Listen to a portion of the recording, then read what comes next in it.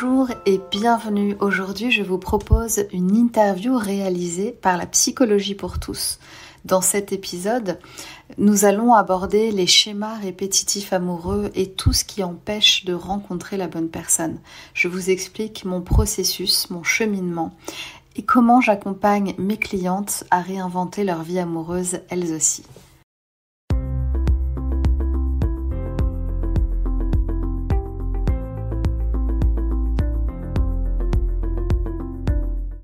Découvrez la masterclass gratuite de Jessica en vous inscrivant via le lien dans le descriptif de la vidéo.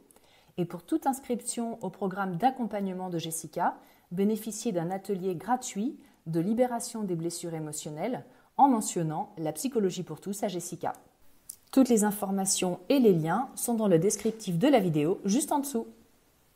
Jessica, tu es coach spécialisée dans l'accompagnement des femmes avec une approche psychocorporelle, énergétique et spirituelle. Dans cette série de vidéos sur le sujet de comment trouver la bonne personne en amour qui nous correspond, tu vas nous expliquer ce qui a marché pour toi et tu vas nous donner des clés pour trouver l'amour.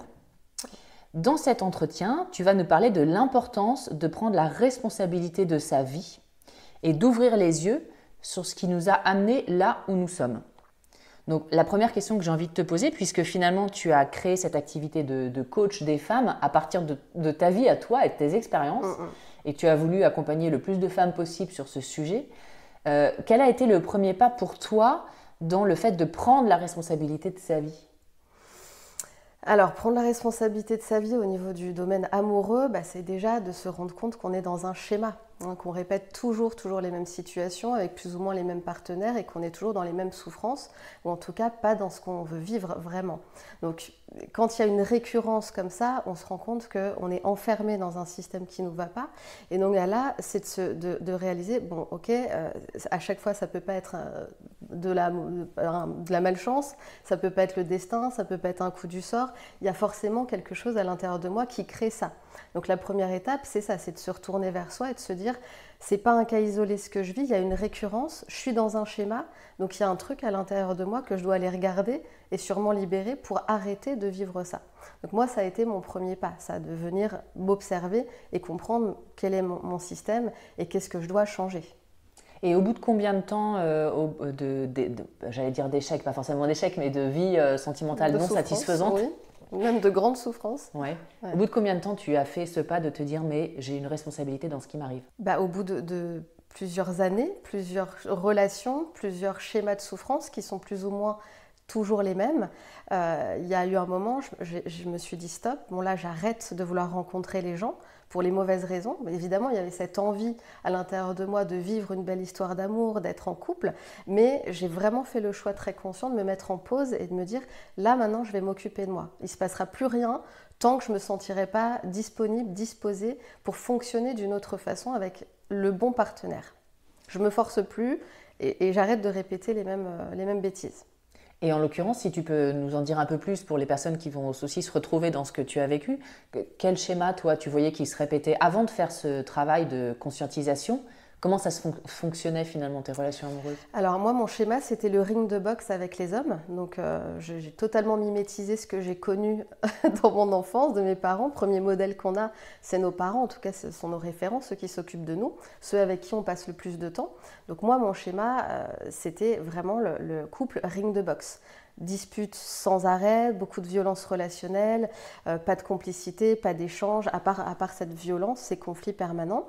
Donc ça, c'était mon schéma. Je l'ai bien reproduit avec chaque partenaire qui est passé dans ma vie, d'aller vraiment chercher toujours le conflit, la bagarre, d'être dans ce rapport de force permanent.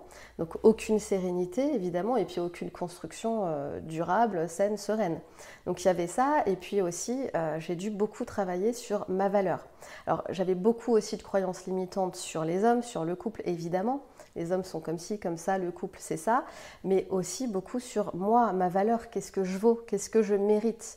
Et j'avais une piètre estime de moi-même, donc je pensais mériter des miettes et je récoltais des miettes. En plus de vivre dans des relations très souffrantes, très difficiles, je n'avais pas grand-chose, mais j'étais aussi incapable de donner ce qu'il fallait. Non, parce que c'est totalement lié en fait, hein. Ce qu'on croit mériter, on le reçoit et ce qu'on arrive à donner tant bien que mal, c'est corrélé aussi à ça. Il va falloir faire un gros travail là d'amour de soi, apprendre à s'aimer, apprendre à se respecter aussi beaucoup, apprendre à se connaître pour pouvoir récupérer le meilleur ensuite d'une relation. Quel a été le premier pas que tu as fait pour prendre la responsabilité de ce qui t'est arrivé et mettre de la lucidité sur cette situation? Premier pas, c'est le travail personnel. Le travail de développement personnel, ça a commencé avec des bouquins et puis des thérapeutes et puis un accompagnement spécifique ciblé dans ce domaine-là. Donc moi, j'ai vraiment travaillé beaucoup sur moi. Mais c'est ça, on ne peut pas faire l'impasse en fait sur le travail de développement personnel, d'auto-observation, de remise en question de tous nos systèmes, vraiment d'aller regarder mais comment je vis. Quel état interne crée cette situation? Parce que c'est ça la première prise de conscience à avoir, c'est mon état intérieur crée ce que je vis. Ce que je pense crée ma réalité. Donc ça, c'était les enseignements de Bouddha que j'ai lus très jeune. J'avais appris cette fameuse phrase « Nous sommes ce que nous pensons ». Et c'est tellement vrai. Et puis nos pensées sont corrélées directement de nos croyances. On croit certaines choses, on est enfermé dans certains systèmes, ça produit des pensées qui produisent des émotions et puis des comportements. Donc la première étape, si on veut tout changer, c'est de remettre en question tous nos systèmes, de regarder qu'est-ce que je vis. Et ça veut dire que j'ai une certaine programmation qui me pousse à vivre ça. Est-ce que je ne peux pas déprogrammer ça pour apprendre à vivre autrement ? Et alors, aussi, quand on prend la responsabilité de ce que l'on vit, souvent, avant cette étape, on pourrait se dire « mais c'est à cause de l'autre, il est comme ci, il est comme ça », si on prend un homme en l'occurrence. Du coup, on en tire aussi des conclusions générales. Mais on va aller chercher finalement les types d'hommes qui vont répondre à ce que l'on croit. Exactement, on est naturellement attiré vers eux. Et puis on voit que, parce qu'il y a tout un système de filtre aussi qui se met en place, donc on est attiré vers eux, on les attire pour rejouer nos scénarios. Parce qu'en fait tout est bien fait, notre être cherche toujours à se libérer, à se guérir, à revenir à l'équilibre à tous les niveaux. Et donc tant qu'on n'a pas traité un sujet, une problématique, une souffrance, une blessure, changer une croyance, on va sans arrêt revivre le même schéma. Naturellement, ça se fait vraiment par attraction, on se retrouve face au même partenaire pour vivre les mêmes situations. Donc là aussi, c'est remettre en question ça. Et si c'était pas parce que j'ai pas de bol, parce qu'il y a beaucoup de femmes qui ont cette résistance-là, moi j'ai pas de chance en amour, je suis maudite. De toute façon, il n'y a pas beaucoup de femmes autour de moi qui ont de la chance en amour. Et puis alors ça, c'est largement alimenté par les séries, les films, où on voit toujours des femmes bafouées, des femmes trompées, des femmes qui se font malmener par les hommes. Donc là, en fait, ça renforce toutes ces croyances-là, que finalement la norme, c'est d'être malheureuse en amour. Donc on va peiner de plus en plus à remettre en question ça. Et c'est là le grand travail en fait. Et s'il y avait une autre réalité qui était possible? Il y a bien des femmes, j'en connais bien une, deux, plus ou moins loin de moi, mais qui ont l'air épanouies dans un couple, qui ont l'air heureuses, qui semblent amoureuses. Donc pourquoi ça ne serait pas possible pour moi? C'est ça aussi qui m'a permis vraiment de changer mon rapport aux hommes, mon rapport à moi-même, de changer mes conditionnements et mes comportements, parce que j'ai commencé à me brancher à d'autres femmes qui vivaient d'autres choses et qui me montraient que c'était possible. Oui, et encore faut-il avoir la croyance, entre guillemets, que c'est possible pour soi. Parce qu'il y a des personnes qui pourront se dire « mais ces gens-là ont de la chance, moi de toute façon j'ai un mauvais karma, je suis maudite ». Je suis maudite, j'ai pas de chance, on m'a jeté un sort, c'est ce que je te disais à l'instant.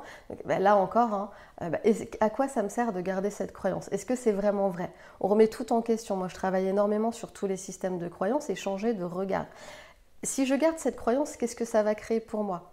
Ça va m'enfermer dans cette réalité. Rien d'autre n'est possible. Je suis coupée du champ des infinies possibilités. Mais si j'accepte de me dire, peut-être que c'est juste une croyance, ok, elle est vraiment ancrée, et puis elle est renforcée par tout ce que je vois et tout ce qui se passe autour de moi, mais malgré qu'elle soit tellement ancrée comme ça, je peux peut-être la changer. Je peux peut-être désamorcer ce truc-là et le laisser partir. Il faut essayer en fait. C'est ce que je dis tout le temps à mes clientes. Elles arrivent avec énormément de croyances limitantes. C'est très fermé, c'est très contracté. C'est là depuis des années. Et donc la proposition, c'est avec des « et si ». Mais et si ça pouvait bouger? Et si c'était pas une fatalité? Et si tu pouvais commencer à croire autre chose, à te brancher à autre chose? Et ça se fait. Ça se fait naturellement. Ça se fait comme ça petit à petit. Quels sont les grands types de croyances les plus communes que tu rencontres avec tes clientes? Oh, il y en a tellement. C'est un peu la foire à la foire fouille, quoi. Les hommes sont les plus fréquentes, c'est les hommes sont indignes de confiance, les hommes trompent, on peut pas leur faire confiance, ils sont pas fiables, ou les hommes sont absents, les hommes sont pas engagés, les hommes ne sont pas sérieux. Hein, ils vont toujours vouloir papillonner, ou alors ils s'ennuient. Donc du coup, les femmes se mettent une pression pas possible, rentrent dans des stratégies terribles pour plaire, pour se conformer, pour garder l'homme auprès d'elles.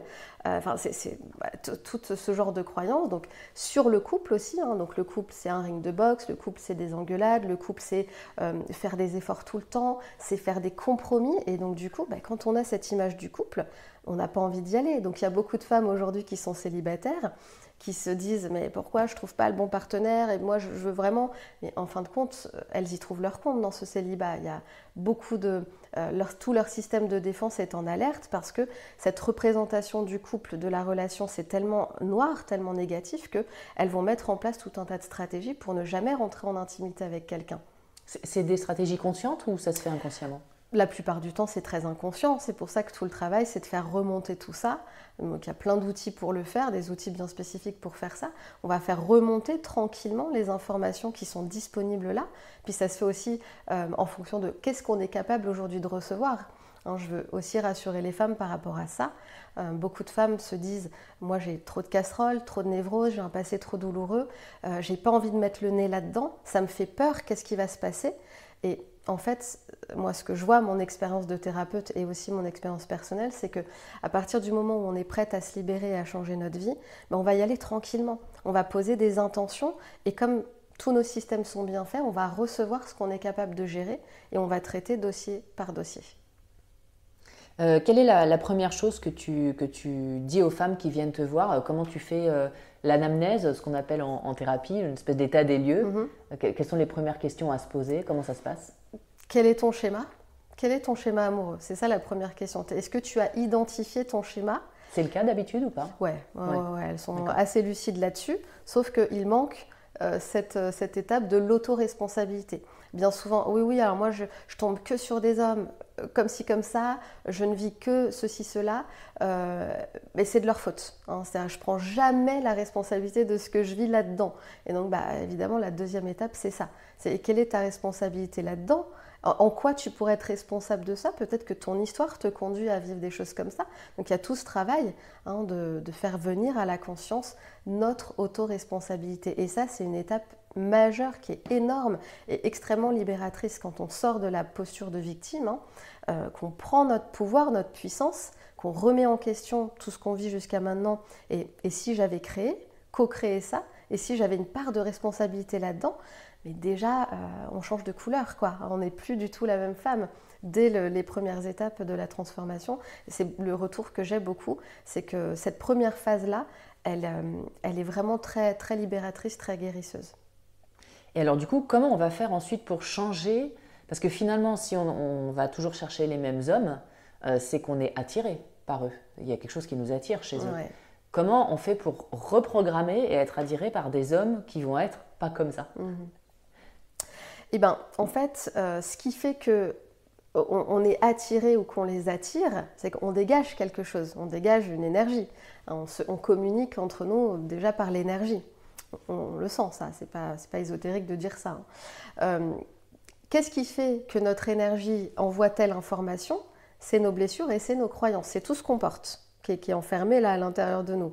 Et donc quand on change ça, on envoie une autre information.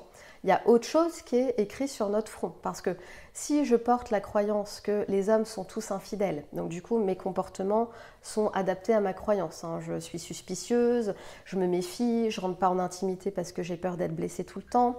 Je vais mettre en place tout un tas de stratégies d'évitement pour justement ne pas risquer de souffrir. Et sur mon front, il y a marqué ça, je te soupçonne, tu n'es pas digne de confiance et puis je vais te traquer. C'est l'information que j'envoie à l'homme et non. Évidemment, je vais recevoir ça, ou alors les hommes vont me fuir. Donc, pour changer l'information qu'on envoie, arrêter de les attirer et d'aller vers eux, il faut se réparer, toujours pareil. Il faut vraiment faire l'inventaire de tout ce qu'on porte comme croyance et aller libérer les blessures émotionnelles qui sous-tendent les croyances. Il n'y a que ça. C'est le seul et unique chemin. Comment est-ce que justement, pour parler des croyances, comment est-ce qu'on peut aller découvrir les croyances qu'on a? Parce que souvent c'est inconscient, on ne s'en rend même pas compte. Ouais. Il y a des exercices pour faire ça qui sont très très très efficaces. On va remonter évidemment notre histoire. Là encore, on ne peut pas faire l'impasse sur mais comment on s'est construit, dans quel milieu, qu'est-ce qui s'est passé pour nous. Donc à partir de ça, ça ne veut pas dire qu'on va tourner en rond pendant des jours, des mois dans notre histoire. C'est pas, on va plutôt s'orienter solution. C'est ok, j'ai vécu ça. Donc on se dissocie aussi de ce truc-là. On regarde avec beaucoup plus de distance pour que ça nous impacte moins. Comment je peux changer tous ces trucs-là? Donc ça, c'est quand on fait appel aux croyances qui sont disponibles, qui sont quand même conscientes, on fait appel à nos souvenirs. Et pour les croyances qui sont beaucoup plus inconscientes, il suffit de regarder ce qu'on vit. Qu'est-ce que je vis? Je vis ça. Donc je vis ça, ça veut dire que je crois quoi en fait? Puisque je vis ça, ça veut dire que je crois. Rien qu'avec cette question, on peut faire remonter beaucoup de choses. Tu peux nous donner un exemple d'une situation? Ouais. Puisque je vis, je sais pas, je suis sans arrêt avec des hommes qui sont absents, qui me laissent tomber, qui ne sont pas présents au quotidien. Voilà, il y a cette notion d'absence, ça c'est quelque chose qui se voit beaucoup. Puisque je vis ça, je dois croire que quoi? Que je ne suis pas suffisamment importante pour avoir l'attention, la reconnaissance d'un homme. Je dois croire que c'est normal en fait que l'homme soit pas vraiment disponible et que ça soit moi qui soit à sa merci, qui soit un peu à sa disposition. Et c'est comme ça qu'on fait remonter les croyances. Et évidemment, quand on a eu un père qui était très absent, qui nous a pas jamais reconnus, ou alors qui a eu beaucoup d'exigences sur nous, ou qu'on a vu sa mère toujours se plaindre du père qui n'était pas là, pas investi, pas impliqué dans la famille, on développe et on nourrit la croyance que c'est normal et on le reproduit ensuite. Le rapport aux parents est déterminant sur ces sujets? Oui, bien sûr, oui, c'est toute notre histoire, toute notre construction. Alors après, ça peut aller encore plus loin, mais c'est pour ça la bonne nouvelle, c'est qu'on n'a pas toujours besoin de savoir d'où ça vient pour le libérer. Parfois, c'est des empreintes de naissance, des choses qui se sont passées quand on était encore dans le ventre de notre maman, parce que on mentalise pas tout, mais ça s'engramme, on absorbe les informations en fonction de ce que notre mère a vécu dans son couple, de ce qui s'est passé pendant qu'on était dans son ventre. Évidemment, c'est pas du tout mentalisé, mais c'est absorbé, c'est ingéré en fait, c'est digéré, et puis ça vit en nous. Et puis après, on peut aussi aller voir du côté des vies antérieures, si on y croit. Parfois, il y a aussi des empreintes qui viennent de très très loin, mais on n'a pas besoin toujours d'aller chercher, fouiner, régresser pour se libérer. C'est vraiment ça mon expérience et le message que j'ai envie de faire passer. C'est que non, on peut, en remettant le corps au centre, on va interroger le corps, qu'est-ce qui est là, et même si on n'identifie pas vraiment, il y a un poids, il y a une sensation dans le corps. Ça crée des émotions, de la tristesse souvent, de la contraction, plein de choses, et on laisse partir, on ne sait pas du tout ce que c'est, mais en tout cas, la situation a changé, notre état intérieur a changé. Et puis il y a peut-être tout ce qui est du côté du transgénérationnel. Bien sûr. Vous allez voir ce que les femmes de notre famille ont vécu. Exactement. À quel point on est fidèle, on est loyal, à quel point on porte des empreintes là, de notre mère, notre grand-mère, peu importe. Et surtout, on ne veut pas s'en détacher, parce que partager des souffrances, ça réunit, c'est la meute. Et puis ça fédère aussi. Moi, je vois beaucoup ça chez des femmes qui ne veulent pas, qui ont des résistances à se libérer des souffrances des femmes de la famille, c'est-à-dire qui ne peuvent pas s'autoriser à être celle qui est heureuse en amour, bien dans leur couple et qui bien souvent se sabotent, parce qu'on ne veut pas faire d'affront à la mère, aux sœurs qui se réunissent, qui se plaignent de leur conjoint, qui se plaignent de leur couple, ou qui sont célibataires depuis des années et puis ça ne marche jamais parce que je rencontre jamais les bons. Et en fait, si on sort de ça, évidemment, il y a une peur viscérale, archaïque d'être rejeté, de ne plus faire partie de cette meute. Donc c'est aussi quelque chose à regarder, à quel point on est fidèle au système des femmes de notre famille et des femmes en général, parce que ça rejoint ce qu'on disait tout à l'heure, on est un peu nourri avec ce système de pensée-là, que les femmes sont malheureuses en amour, les femmes subissent, les femmes se font tromper, les femmes sont victimes de pervers narcissiques, les femmes se font abandonner. Il n'y a que ça, partout, à la télé, dans les films, dans les séries. Ça, c'est dramatique. Et puis, c'est l'histoire de l'humanité, entre guillemets. Enfin, il y a quand même beaucoup plus de systèmes patriarcaux que l'inverse. Oui, mais c'est largement entretenu par tout ça. Et quand on veut inverser la vapeur, là, il faut aussi se débrancher de ces sources-là et se dire, mais ok, il y a ça. Ça existe, on va pas On va pas nier que ça existe, mais et si notre réalité était possible, et si je la choisissais pour moi, tout simplement, je vais apprendre à faire ça. Je vais apprendre à devenir heureuse et épanouie en amour moi aussi. Je vais apprendre à m'aimer. C'est tout un apprentissage, un cheminement. Il y a aussi, j'imagine, la question finalement du bénéfice secondaire. C'est ce que tu expliquais dans le fait de si je suis indépendante, heureuse en amour, etc., je vais perdre quelque part l'amour ou la solidarité que j'avais avec mon groupe. Exact. Qu'est-ce qu'on peut dire à ces femmes justement qui ont peur, consciemment ou inconsciemment, de perdre la meute dans laquelle était la famille? Bah, c'est un vrai choix. C'est comment est-ce que je peux me décrocher de ce système? Ça ne veut pas dire que je coupe les ponts avec tout le monde, j'envoie balader tout le monde. Comment je peux me désolidariser de ça, m'en décrocher, tout en gardant le lien avec ces femmes de ma famille que j'aime et dont je n'ai pas forcément envie de me séparer. Et ça, on le fait. On crée des relations sur mesure, c'est-à-dire j'arrête de m'identifier à ce qui est raconté tout le temps, ce que j'entends, par exemple, tous les dimanches dans les repas de famille, ces plaintes. Moi, je sais que quand j'étais jeune, c'était ça tout le temps. Tous les dimanches, il y avait des repas de famille, et donc il y avait les femmes d'un côté, les hommes de l'autre qui fumaient ou qui faisaient autre chose. Et puis, petite fille, j'entendais ça. Ma mère, ma grand-mère, les tantes qui se plaignaient de leur mari, qui racontaient ce qu'elles vivaient, que ça ne s'arrêtait pas. Puis du coup, elles étaient ce petit noyau. Elles y trouvaient leur compte parce que être réunies comme ça fait du bien. On parle de nos problèmes, on se libère, mais on ne sort jamais de ça. Donc c'est vraiment de regarder dans quoi je suis. Est-ce que j'ai vraiment encore envie de participer à ça ou est-ce que je ne peux pas sortir du jeu, sachant que si j'y reste, il faut que ce soit un choix conscient et qu'après, je me dise, ok, mais à partir de ce système-là, de ce système de pensée et de ces comportements-là, il y a peu de chances que j'arrive à être épanouie avec un homme un jour. C'est toujours des choix, en fait. Tu parlais tout à l'heure, et puis je disais aussi en introduction que tu faisais du psychocorporel, et tu parlais des émotions. Est-ce qu'il y a un moment, effectivement, on a une charge émotionnelle qui est en nous et qui demande à sortir Comment ça se passe? Ah oui, bien sûr. Oui, il y a beaucoup de charges, évidemment.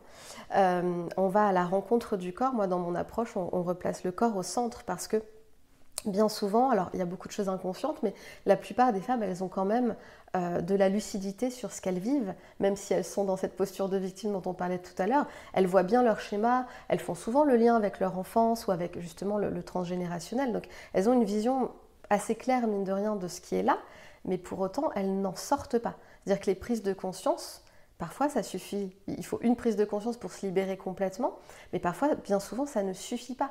Il faut aller libérer ce qui est là dans le corps, en fait, parce que tout notre corps porte les empreintes. C'est ce que je disais tout à l'heure, on a absorbé tout un tas d'informations et ça continue à vivre à l'intérieur de nous. Et donc en approche psychocorporelle, on va arrêter un peu d'interroger la tête et de tourner en rond dans notre histoire, on va aller interroger le corps.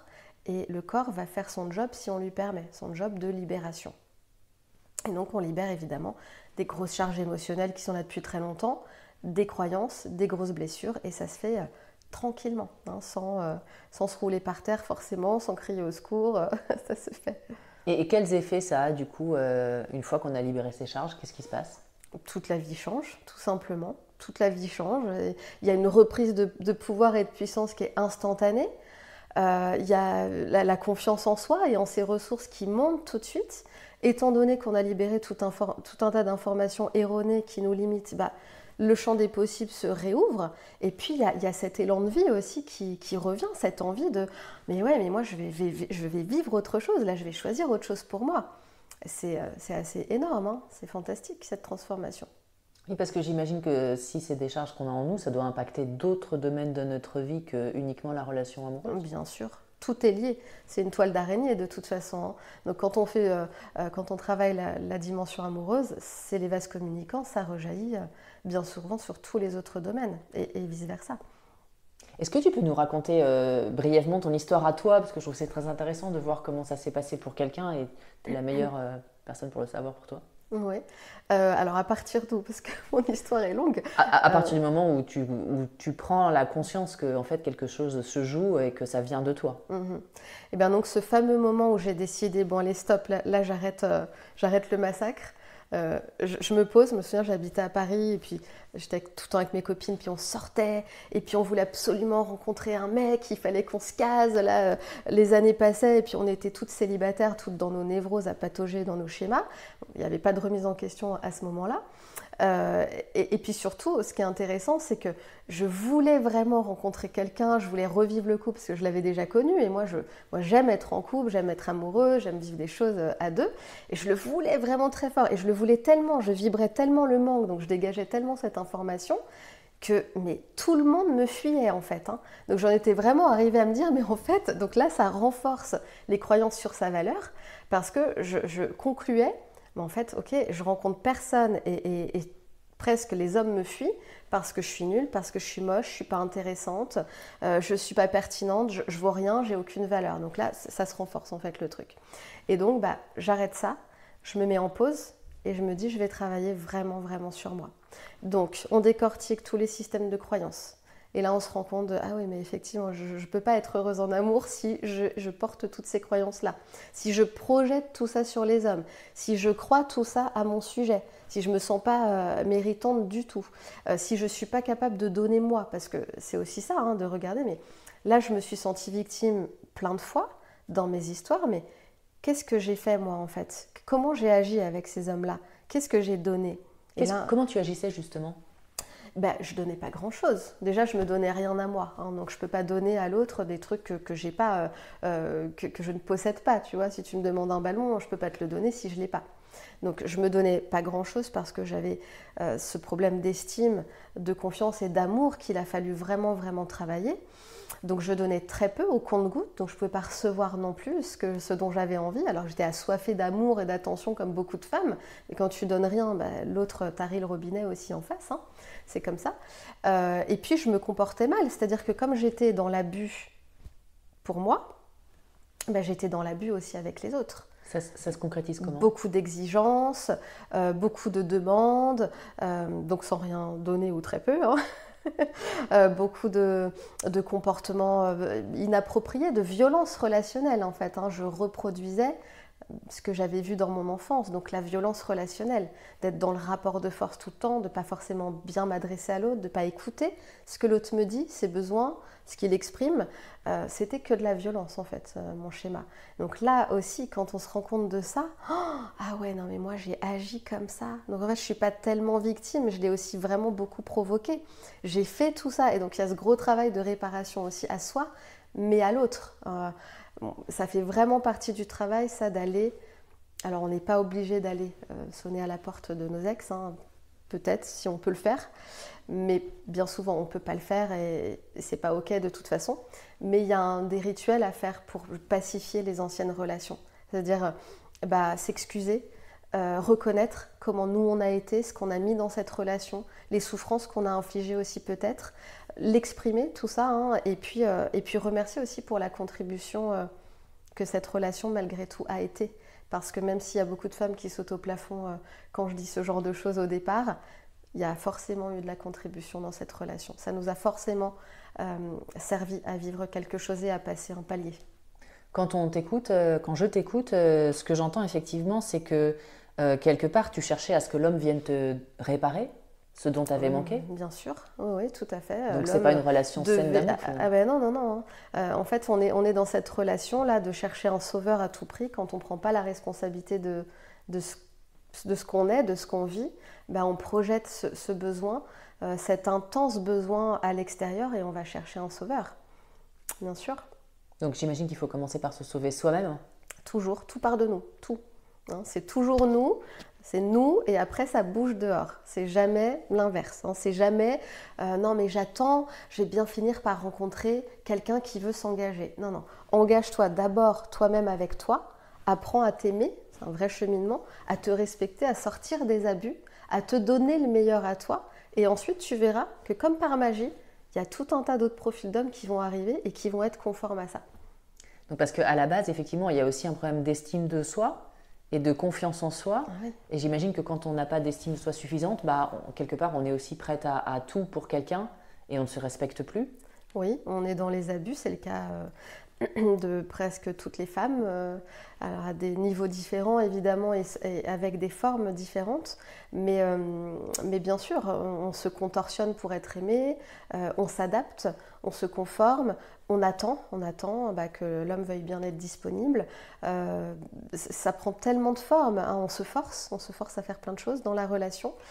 Et donc voilà, là encore, hein, si pour les femmes qui sont dans ce cas-là et qui se disent mais moi je me sens tout en contrainte, jamais vraiment libre, jamais moi-même, jamais naturelle parce que j'ai cette croyance que je dois plaire, donc je dois avoir une certaine posture, dès qu'on est dans la contraction, il faut se dire que là je suis dans l'erreur. Je suis dans l'erreur, il y a une programmation à l'intérieur de moi qui crée tous ces comportements et j'ai le choix si je veux de venir réparer ce truc-là, le changer. Comment tu as commencé, toi, ce travail de renourrir l'estime de toi-même et la confiance en toi ? J'ai appris à me donner, en fait. Donc c'est vraiment être très lucide avec soi. On prend un vrai rendez-vous avec soi-même et puis on regarde comment on se comporte avec nous. Qu'est-ce qu'on se donne ? Quel temps on se donne ? Quels soins on se donne ? Comment on se parle ? Quel est notre discours interne ? Donc la dramatique, évidemment. Hein. Dramatique. Quand je me replonge là-dedans, hein, c'était il y a des années, mais... j'avais un rapport extrêmement toxique avec moi-même et ça passait déjà par ce fameux discours intérieur où je me jugeais en permanence, t'es nulle, t'es moche, t'es grosse, bon ça c'est les 3 trucs classiques chez les femmes, et puis bon ça allait beaucoup plus loin, et puis s'insulter aussi, hein. Pauvre conne, des trucs terribles, enfin moi je pars vraiment de très très loin au niveau amour de moi, et alors justement ce qui est intéressant c'est que moi, j'ai été très très aimée par mes parents. Je suis toujours très aimée par mes parents. Ils m'ont toujours témoigné beaucoup d'amour. C'est pour ça que je disais tout à l'heure, ça vient d'ailleurs. Hein. C'est pas mes parents qui m'ont appris à pas m'aimer, à pas me respecter. Je ne sais pas d'où ce truc vient et j'ai pas besoin de le savoir. Ce que je sais, c'est que je l'ai libéré totalement. Donc, ça passe par ce changement d'attitude, ce changement d'habitude. Et je vais commencer à dompter ce dialogue intérieur. Je vais m'entraîner à ça. Et s'il faut que je me reprenne 2000 fois dans la journée, je vais me reprendre 2000 fois dans la journée jusqu'à ce que j'ai un discours qui soit soutenant, qui soit bienveillant, qui soit encourageant, que je devienne la meilleure partenaire pour moi d'abord, mon premier soutien. Ça, c'est ce qu'on apprend à faire tout de suite. Donc le discours intérieur, le soin qu'on va s'apporter. Et là encore, c'est très important de remettre le corps au centre, hein, se prendre du temps pour soi. Ça peut être juste... de quelques instants de respiration, ça peut être de l'automassage, juste se prendre les mains, se masser les mains avec cette intention de je veux apprendre à m'aimer. Parce que évidemment très souvent on ne sait pas du tout comment on fait ça, comment j'apprends à m'aimer, je pars de tellement loin et puis du coup beaucoup de femmes rejettent ce truc là parce qu'elles se disent j'y arriverai jamais, je pars de trop loin, je me déteste, je me supporte pas, j'arriverai jamais à faire ce truc et donc elles veulent encore une fois balayer cette étape. Non. On ne peut pas faire ça. On y va étape par étape. Et c'est juste, je pose l'intention d'apprendre à m'aimer. Je veux vraiment apprendre à m'aimer. Qu'est-ce qui me permettrait de m'aimer vraiment ? Et notre corps, notre être, nous accompagne là-dedans. La vie nous accompagne parce qu'en fait, la vie nous suit toujours. Elle suit toujours nos choix. Qu'est-ce que je choisis ? Qu'est-ce que je décide ? De continuer à m'abuser ? Ok. Donc la vie nous envoie tout un tas d'occasions d'être dans l'abus. Par contre, si je choisis d'apprendre à m'aimer, de ralentir, de prendre du temps, de m'occuper de moi, là, il y a des choses qui vont venir soutenir ça aussi. Qu'est-ce que tu as fait toi, par exemple ? Est-ce qu'il y a eu donc tu parles du massage, mais est-ce qu'il y a des choses plus... Prendre du temps, travailler sur moi, donc changer ce fameux discours intérieur, me récompenser régulièrement, c'est-à-dire vraiment apprendre à me traiter avec égard, comme j'aimerais qu'on me traite. Hein. Quand on se fait malmener, ce qui était mon cas, donc je me sentais pas considérée par les hommes, pas vraiment respectée, mais c'était totalement à l'image de ce que je faisais avec moi. Hein. Donc on apprend à se traiter avec égard. Est-ce que on regarde le déroulé de sa journée, ça peut commencer comme ça. Est-ce que tout ce que j'ai choisi là dans ma journée de mettre en place, cette personne que je vais voir pour déjeuner, cette soirée que j'ai, ce job que j'ai, est-ce que ça c'est ok pour moi? Est-ce que c'est bon pour moi? En fait, on va regarder, est-ce que je choisis ce qui est bon pour moi ou pas? Et si c'est pas le cas, on va commencer à changer ça. Technique des petits pas, hein, évidemment. On révolutionne pas tout d'un coup, c'est pas on démissionne, on balaye tout d'un coup, c'est technique des petits pas. Je commence par arrêter, parfois c'est des bêtises, de mettre des pantalons trop serrés, qui m'empêchent de respirer, qui me font du mal, voilà, je suis pas à l'aise toute la journée, ou des talons, je suis en talons toute la journée parce que je veux être belle, mais ça me fait mal au dos, j'en peux plus. là je me respecte pas, je suis dans l'abus, je me traite pas avec égard, comment je peux changer ça? Je fais un petit pas et puis encore un autre et puis encore un autre. Et le niveau de bien-être augmente considérablement. Et plus on se choisit, encore une fois, et plus on a envie de se choisir, de se faire du bien.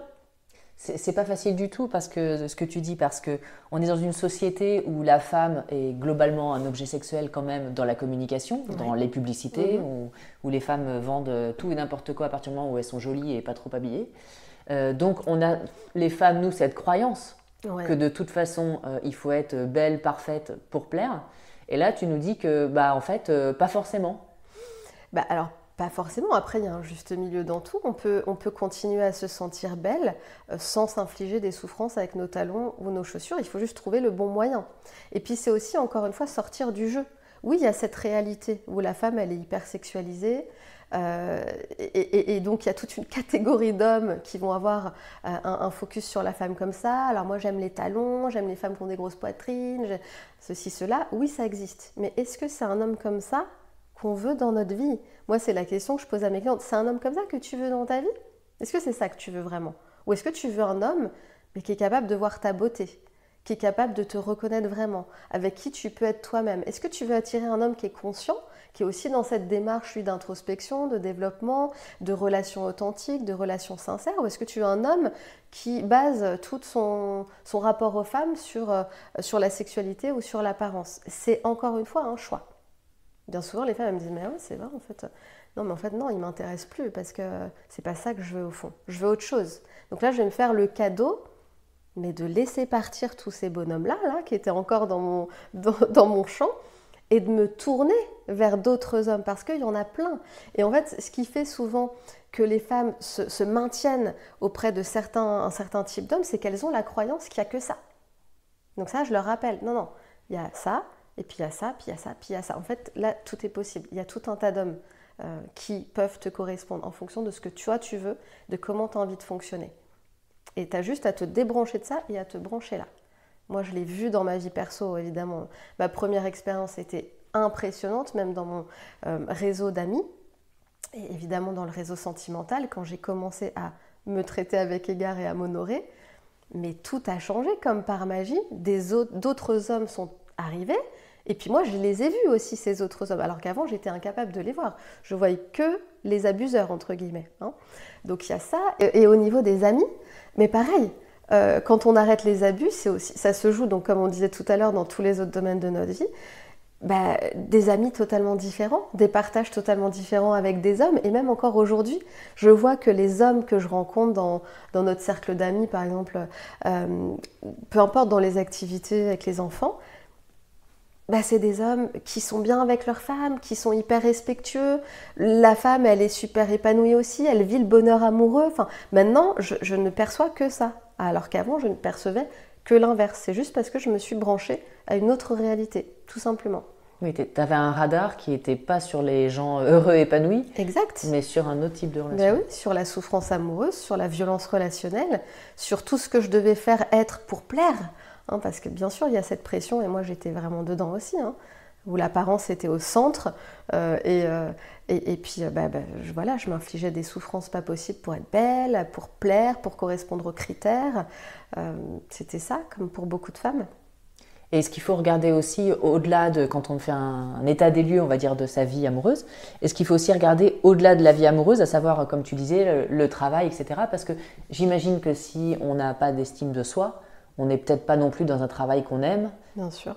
Et tout ça fait boule de neige, et après on va reporter sur le conjoint toutes nos frustrations. Oui, c'est ça, t'as tout dit.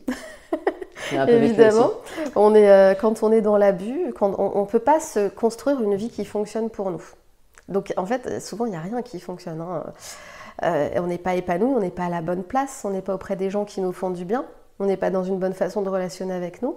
Donc quand on commence à travailler ça, donc parfois la porte d'entrée c'est le domaine amoureux, ou c'est créer un business, ou peu importe, ou avoir une meilleure santé, forcément, ça va faire travailler tous les autres domaines, on va les remettre en question, puis on va se dire, ok, là aussi je dois changer des choses.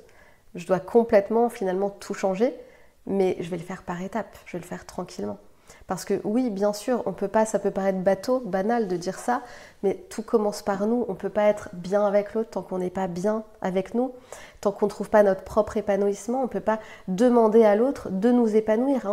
Toute la charge est sur toi.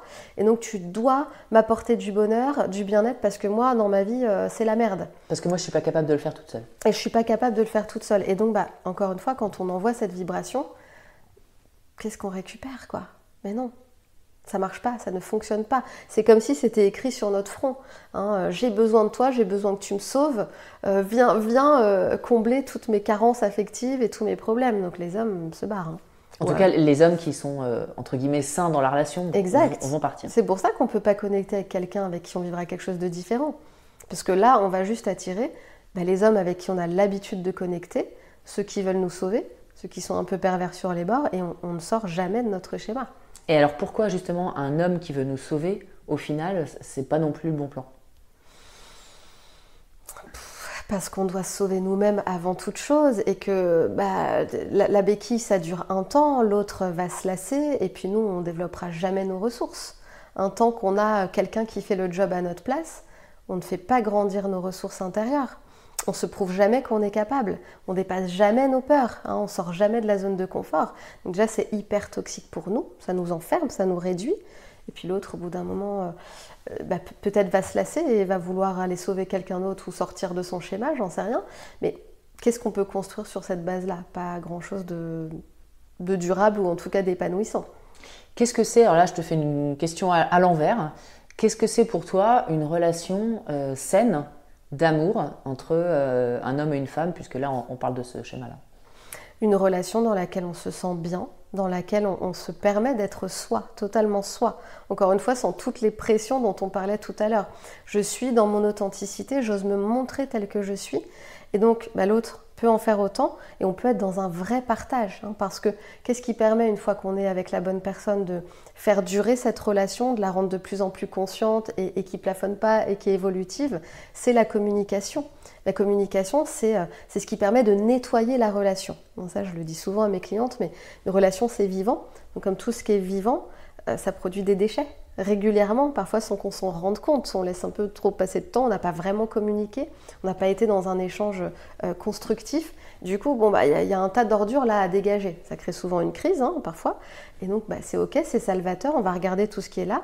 Et puis on va se dire les vraies choses parce qu'on ose en fait être dans le partage. On n'a plus peur d'être blessé par l'autre parce qu'on sait qu'on peut se réparer. C'est ça aussi le truc, c'est ne pas avoir peur en fait de ce que l'autre pourrait nous dire ou nous renvoyer, parce qu'en fait on a développé les ressources et la croyance que en fait je peux gérer. Tout ce qui vient à moi, je peux le gérer. J'ai pas besoin de faire l'autruche, j'ai pas besoin de faire comme si tout allait bien alors que je sens bien que dans le couple ça capote, il y a plein de trucs qui me vont pas, mais j'ai trop peur de ce que ça pourrait réveiller en moi. En fait on fait plus ça. Peur de se faire quitter aussi? Peur de se faire quitter, peur d'entendre des choses, peur de... Peu importe, mais quand on a développé cette confiance en soi, qu'on s'est réparé et qu'on a appris du coup à le faire, on connaît les processus, on n'a plus jamais peur de... Qu'est-ce qui pourrait venir à nous? Et ça, c'est valable dans le domaine amoureux, mais dans tous les autres domaines aussi. J'ai la croyance, en tout cas moi, c'est ce que j'ai construit et j'accompagne mes clientes à faire ça aussi. J'ai la croyance que je peux gérer tout ce qui va venir à moi, en fait, peu importe l'événement. Des trucs terribles, moins terribles, petits, mais je peux les gérer. Ça va venir à moi parce que la vie est comme ça, la vie va m'apporter encore plein de choses, plein de tempêtes, mais j'ai la croyance que je suis capable de gérer ça. Et puis petit à petit, à force de les gérer, on n'a plus une croyance, on en est sûr. On en est sûr, et puis bien sûr, ça se renforce ce truc-là. Donc ok, c'est ok de communiquer, c'est ok de se dire les vraies choses, c'est ok d'être vraiment dans l'intimité profonde et pas juste en surface. Et pour répondre à ta question, le couple sain, pour moi, c'est ça. On s'y sent bien, on a envie d'y rester, on est profondément nourri. On partage des valeurs communes parce que ça c'est quand même un point crucial dans les relations. On peut être très différents, mais on a besoin de se réunir sur des choses essentielles, des choses qui nous font vibrer, pas sur tout, mais ça fédère énormément le couple, ça, d'avoir les mêmes envies, les mêmes aspirations. Comment on gère justement, ça c'est pas évident aussi, je trouve, comment on gère l'altérité, comment on gère le fait que l'autre est différent de nous, parce que parfois on peut tomber amoureux de manière très saine, etc., de gens qui fonctionnent pas du tout comme nous. Donc ça peut provoquer parfois des complications dans le quotidien, des gens hyperactifs et puis des gens qui sont beaucoup plus posés. et pour autant qui vont être très complémentaires, donc qui vont pouvoir se nourrir. Qu'est-ce qui est, comment on gère la différence de l'autre et jusqu'où en fait on peut gérer la différence? Les pôles s'équilibrent en fait. Quand on est très différents comme ça, alors on se rejoint quand même sur plusieurs choses parce que sinon il y a peu de chances qu'on connecte durablement. Hein. Ça peut être un coup de cœur comme ça, les corps ont envie d'être ensemble, on a besoin d'échanger, il y a une contribution mutuelle qui opère, mais on ne va pas rester, ça ne va pas être durable. Hein. On est obligé de se réunir quand même sur des grosses choses. Et tout en étant, on peut être très différent à côté, comme tu disais, un hyperactif, pilote un peu plan-plan, qui aime bien prendre son temps. Mais là, c'est l'occasion vraiment de rééquilibrer les pôles. On n'est pas ensemble par hasard. Hein. Moi, je vais prendre de l'autre, je vais télécharger un peu peut-être son énergie, sa façon d'être. Puis l'autre va télécharger ce côté, je me pose, je ralentis, peut-être je lâche un peu prise. Puis là aussi, c'est très intéressant d'échanger, plutôt que de se faire des reproches. T'es trop speed, moi j'arrive pas à suivre, j'en peux plus. C'est le cas des couples basiques qui ne savent pas communiquer et qui n'ont pas compris que la relation, c'est de la contribution avant tout. C'est ça qu'il faut comprendre. C'est en quoi cette facette de lui que je ne supporte pas me contribue. Qu'est-ce que je dois comprendre de ça? Et là, on peut avoir des prises de conscience et en faire part à l'autre et puis demander à l'autre, écoute, tu sais quoi, j'ai compris que là, en fait, ce côté-là de toi va peut-être m'aider à, je sais pas, reprendre de l'énergie, ou comment toi tu ferais là pour m'aider à gérer mes projets d'une meilleure façon, tu vois. Alors, après, bien sûr, c'est pas toujours le cas. Parfois, il y a vraiment des traits de comportement, de caractère qu'on ne supporte pas, qui sont lourds pour nous et qu'on a juste envie de fuir. Peut-être parce que là, l'autre ne fait pas le job, nous, on ne fait pas le job. On doit déjà s'équilibrer, nous, et ensuite on s'équilibre ensemble. Hein, mais quand y a des gros traits de caractère difficiles à gérer, on en parle, qu'est-ce qu'on peut faire de ça? Si on ne peut rien en faire parce que l'autre n'est pas OK pour, je ne sais pas, lisser un peu ce truc-là, peut-être ça ne va pas marcher. Et les fondements, les valeurs qui doivent être en commun, ça serait quoi par exemple? Alors ça, c'est propre à chaque être. C'est pour ça que c'est intéressant, vraiment important d'aller faire ce travail, de faire remonter quelles sont mes valeurs profondes en fait, hein, quelles sont mes valeurs hautes, ce qu'on appelle les valeurs hautes en coaching. Et bien souvent, les gens ne connaissent pas leurs valeurs hautes. Tu vois, on a une idée très vague de moi, ça c'est important pour moi, moi j'aime bien le partage, moi j'aime bien. C'est très très vague, c'est très très flou. En fait, on ne sait pas qui on est. Et puis surtout, bien souvent, on est encore identifié à des vieilles versions de nous. C'est pour ça qu'il y a tout ce travail d'actualisation aussi à faire. Hein, c'est qui suis-je aujourd'hui? Qu'est-ce qui est essentiel pour moi? On va à l'essentiel de l'essentiel. Quelles sont mes vraies valeurs, mes valeurs hautes aujourd'hui, celles qui me permettent de me sentir bien, de m'épanouir, celles que je défends et celles que j'ai envie de partager avec quelqu'un. Et là, j'ai une anecdote à te raconter si tu veux. Par rapport à ça qui m'a vraiment vraiment marquée quand j'étais moi-même dans ce processus-là, où je faisais ce travail de regarder mais qu'est-ce qui est essentiel vraiment pour moi là aujourd'hui, à l'âge que j'ai, où j'en suis dans ma vie. Donc je faisais ce travail et puis je m'étais aperçue qu'en fait je me connaissais vraiment pas, je savais plus qui j'étais à ce moment-là de ma vie. Et quand j'avais rempli mon truc, je m'étais dit, moi en fait aujourd'hui je suis végétarienne moi depuis que je suis enfant et je n'ai jamais imposé quoi que ce soit à personne, et encore moins à mes compagnons. Donc, j'étais la plupart du temps avec des gens qui n'étaient pas végétariens. Et je me suis rendu compte à ce moment-là que je voulais plus négocier avec mon bien-être, avec mon épanouissement, et qu'en fait, le prochain partenaire, faudrait qu'il soit végétarien. Parce que là j'arrivais plus à faire ce sacrifice. J'arrivais plus à aller au restaurant et à voir mon partenaire manger un steak tartare en face de moi. Tu vois, ça va pas, ça correspond pas à qui je suis, en fait, ça ne marche pas. Et donc, je l'ai noté, voilà, ma valeur haute aujourd'hui, c'est vraiment ça. Je veux attirer un homme qui ait cette sensibilité, ce respect de l'animal, et qui va peut-être avoir le même mode alimentaire que moi, et sans devoir me battre, sans difficulté, etc. Et puis donc, j'ai commencé à attirer des partenaires différents, et notamment des végétariens, mais j'ai rencontré mon mari, donc dans la foulée. Enfin, celui qui allait devenir mon mari. Et ce qui a été hyper drôle, c'est que quand on a connecté, moi j'ai tout de suite senti, mais ça y est, en fait j'ai ouvert toutes les portes et lui il arrive et c'est incroyable. Et on va au restaurant 2-3 jours, je sais pas si c'était la 3e rencontre. Puis du coup, on commence à parler de nourriture et je lui explique que je suis végétarienne et lui me dit tout de suite, ah mais moi je te dis tout de suite, je serai jamais végétarien, moi j'aime trop la viande. Hein. Il me dit ça tout de suite, tu vois. Et là je me dis, putain merde, là ça va pas fonctionner du coup. Bon tant pis, je vais pas faire capoter l'histoire pour ça. Et ce qui s'est passé, c'est que je crois 3 semaines, 1 mois après, alors que, bon, j'ai pas fait spécialement de politique ou de, tu vois, de campagne pour le convertir au végétarisme, pas du tout. On avait juste échangé plusieurs fois là-dessus, je lui expliquais ma vision des choses, etc. Et 3 semaines après, ou un peu plus, on faisait un déjeuner chez ma famille et mon père lui passe un énorme plateau de charcuterie et puis il dit non, j'en prends pas. Et je dis tu t'en prends pas, alors qu'il avait l'habitude vraiment d'en manger. Il me dit non, je peux plus la viande, j'arrête, je peux plus. Et comme ça, il est devenu végétarien. Et moi, je crois vraiment, tu vois, à ce pouvoir de l'intention. Lui, il était mûr pour ça, hein. J'ai pas fait de la magie, c'est pas moi qui ai fait ça, c'est parce que lui, il était prêt. C'est moi qui lui ai permis de faire le switch, mais ça aurait pu être quelqu'un d'autre ou un bouquin, c'est qu'il était dans son cheminement à lui, il était prêt à changer ça. Mais en tout cas, je l'ai attiré, j'ai réussi à connecter avec lui, mais parce que j'avais de la clarté sur ce que je voulais, parce que je voulais plus faire l'impasse, je voulais plus négocier avec moi-même, tu vois. Et ça, j'en suis persuadée, et je le vois chez toutes mes clientes, tout le temps. Et tu as eu l'intuition de ne pas t'arrêter juste à ce point au début, parce qu'en fait tout allait et finalement ça remonte. Non, tout n'allait pas du tout. Ah non, c'est pas ça. Hein. C'est pas parce qu'on déblaye le terrain qu'on se met dans... Parce que moi, je crois que la bonne rencontre, entre guillemets, c'est d'abord une affaire de disposition intérieure, ce qu'on disait tout à l'heure, par rapport au gros travail de nettoyage, de déblayage des croyances, des blessures, et de disponibilité. Et en fait, c'est pas parce qu'on fait ce travail-là que tout de suite, celui qui se pointe, ou ceux qui se pointent avec qui on va avoir des petites histoires avant d'avoir la vraie histoire, voilà, toutes les cases sont cochées, ça roule. Mais pas du tout. C'est juste qu'on se rejoint justement sur nos valeurs hautes, mais il y a plein d'ajustements à faire. Et nous, notre première année, elle n'a pas été simple du tout. Mais comme on se rejoignait sur nos grandes valeurs, c'est très solide en fait. C'est ça qu'il faut rechercher. Vous avez évolué l'un avec l'autre, l'un par rapport à l'autre? Bien sûr, oui, on évolue tout le temps l'un avec l'autre, ensemble, ouais. Et donc pour toi, la qualité première, ce sera la communication?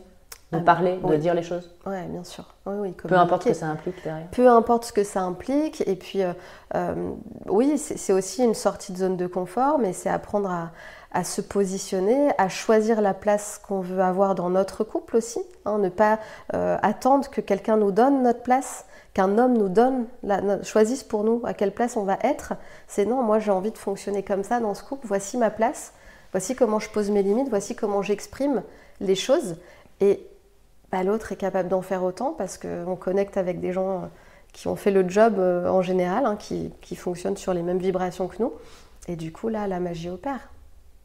Et j'imagine que ça ne doit pas être évident de décider, quand on est une femme qui a, comme ce que tu expliquais, c'est toujours suradapté aux autres, etc.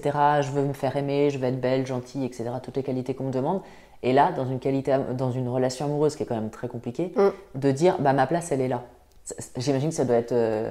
Non, mais ça se fait pas bien du jour au lendemain. Mais non, c'est pas confortable du tout. Moi, je me souviens, nos premières années même, c'était très inconfortable. Et je me souviens que, donc, du coup, il y a eu beaucoup de friction. C'était très électrique à certains moments. Mais je me souviens que le soir, on étudiait ensemble les blessures de l'âme. Et puis, on en parlait beaucoup. Et puis, on regardait comment ça résonnait en nous. Alors, c'était ça. Puis, une autre fois, c'était autre chose. Mais comme, si tu veux, il y avait cette volonté de grandir ensemble, après, les moyens sont là. C'est ce qui compte, c'est est-ce qu'on a cet élan, cette volonté, cette attraction, ces valeurs hautes qui nous permettent vraiment de se relier, qui vont nous permettre de continuer à évoluer malgré que ça soit, que ce soit complexe par moment. Et ensuite, on fait des choses ensemble pour améliorer notre situation, notre couple, pour mieux se connaître, pour prendre sa place. Moi, je sais que c'était un vrai choix et j'avais décidé, moi, à l'intérieur de moi, c'était entre moi et moi-même, mais je choisis qu'à partir de maintenant, je suis authentique. Je dis les vraies choses. J'ai pas peur, j'ai plus peur en fait qu'on me juge, qu'on me rejette, qu'on me critique, ce que j'avais avant, donc je m'adaptais. Je choisis de dire les choses, je choisis d'être authentique et je lui ai tout dit dès nos premiers rendez-vous. J'en ai parlé dans une autre vidéo sur ma chaîne où je lui disais que j'avais des phobies terribles, des envies de vomir terribles, j'étais hémétophobe à l'époque. Et avant, je choisissais de tout cacher. Donc le masque, il ne faut surtout pas qu'il soit au courant de ça parce qu'il va me trouver trop névrosée, ça va le dégoûter, il va partir en courant et puis moi je veux avoir une image parfaite, etc. Donc j'étais là-dedans. Mais quand j'ai décidé d'être authentique, ce qui s'est passé, c'est qu'au deuxième rendez-vous dans un bar, je lui ai tout déballé, quoi. Et comme j'avais fait le travail pour attirer un homme conscient, il m'a dit, ok, comment je peux t'aider par rapport à ça? Tout simplement. Et j'avais jamais attiré des hommes conscients avant, dans le sens conscient de tout ce qu'un être humain peut traverser, conscient qu'on a tous nos fardeaux et qu'on en est tous un peu au même point et que ça serait bien de s'entraider un peu, quoi.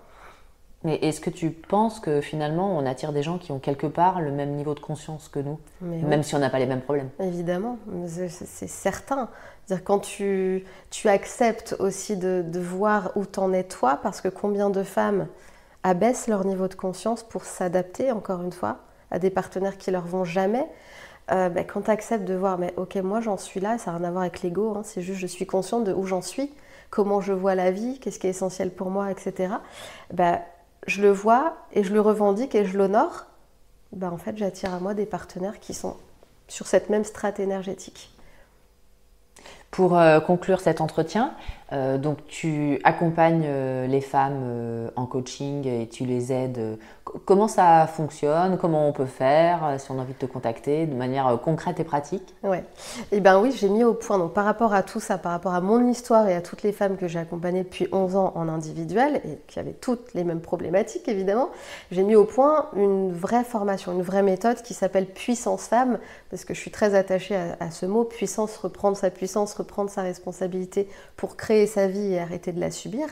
Donc c'est une formation, une méthode complète en fait qui contient plusieurs modules, 8 modules, avec à chaque fois les grandes étapes pour justement pacifier le passé, fermer les portes énergétiques avec des ex qui pourraient nous polluer encore, des anciennes histoires, comment on sort des abus, comment on se déprogramme, on se reprogramme nos systèmes de croyances, comment on libère les blessures, comment on fait la clarté totale sur qui on est aujourd'hui, on s'actualise, c'est ce que je disais tout à l'heure, quelles sont nos valeurs hautes, qui on est, qui on a envie d'être, qu'est-ce qu'on a envie de vivre. C'est tout un processus en fait qui accompagne, alors il y a des vidéos, il y a des audios, il y a des exercices vraiment à mettre en place parce que c'est un accompagnement dynamique. Et là, il y a le choix pour le rejoindre, soit en groupe, soit en séance individuelle. Et donc, au-delà de ces modules, il y a aussi des séances avec toi? Voilà, alors soit l'accompagnement de groupe, donc c'est un groupe de femmes qui ont choisi de tout changer. Donc c'est très intéressant le groupe parce que ça permet de faire émerger plein de prises de conscience, de partage, il y a une certaine solidarité, une certaine émulation. Le groupe, c'est très très bien, très bien. Et puis, il y a des femmes qui préfèrent être accompagnées en individuel.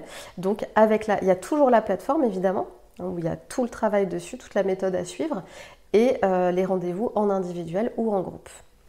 Et ça peut se faire, tu le fais exclusivement à distance, En ligne, voilà, exclusivement en ligne, ouais, tout à fait. D'accord. Et pour avoir un ordre d'idée, ça dure combien de temps à peu près? C'est 4 mois. 4 mois pour tout changer. C'est-à-dire que parfois c'est moins, parce que la magie opère vraiment. En fait, quand tu bouges, tout bouge autour de toi. Moi, je le vois et j'ai une liste de témoignages incroyable. Tu as peut-être dû les voir, les femmes là, qui ont rencontré un nouveau partenaire vraiment pendant la méthode, pendant la formation. Et même moi, je me dis, mais incroyable. Mais en fait, quand tu es vraiment dans cette dynamique de changement, que tu y vas, que tu fais les processus, que tu nettoies tout, que tu y crois, etc. Mais ça se fait en fait. Le changement n'a pas à prendre des années. Il faut aussi sortir de cette croyance. On n'en est plus à l'époque où on restait sur le canapé, sur le sofa là, pendant 10 ans. Avec les outils de coaching hyper puissants qu'on a aujourd'hui, avec des méthodes en thérapie psychocorporelle, parce que c'est ce que moi je fais, que je connais par cœur, pour aller vraiment désengrammer les traumas, les souffrances, etc. En quelques mois, on change notre vie. Donc, moi, j'ai cadré ça sur 4 mois. J'ai organisé ces modules sur 4 mois. Et puis, les séances en individuel, par exemple, c'est 2 par mois. Mais ça peut prendre un peu plus de temps pour les femmes qui auraient du mal un peu à s'y mettre au départ parce qu'il y a des résistances, il y a des saboteurs. Et puis parfois, ça va beaucoup plus vite quand on est vraiment prête, quand on est à fond et qu'on travaille, on fait de ce travail une priorité. C'est super. Et donc, tu as aussi une chaîne YouTube où on peut voir tous tes conseils régulièrement. Ouais, j'ai une chaîne YouTube, j'ai un blog qui est un peu vieux maintenant mais qui regorge de pépites. Et puis je suis un petit peu active sur les réseaux mais pas trop quand même, mais on peut me trouver sur les réseaux sociaux aussi. Super. Merci beaucoup Jessica. Mais merci à toi Carole. Voilà, c'est la fin de cette interview. Merci pour votre écoute. Si vous voulez vous faire accompagner vous aussi, eh bien vous avez tous les liens juste en dessous de ce podcast. Vous pouvez réserver un appel offert pour faire le point sur votre situation ou me rejoindre directement sur mon site internet. À bientôt.